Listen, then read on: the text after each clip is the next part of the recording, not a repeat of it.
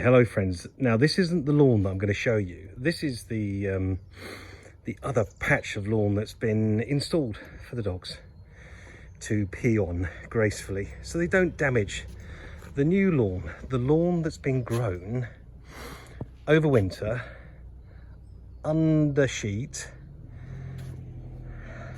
And here it is.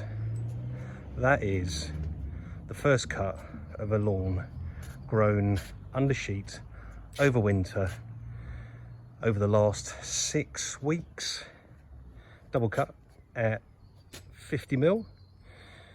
It will improve dramatically. Similarly, this little patch over here had no lawn, no grass at all, no grass coverage. It's a little bit weak by the hedge, but there we go.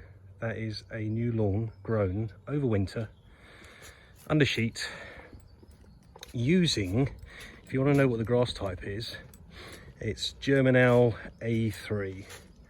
That's the seed that I used to grow this lawn over winter.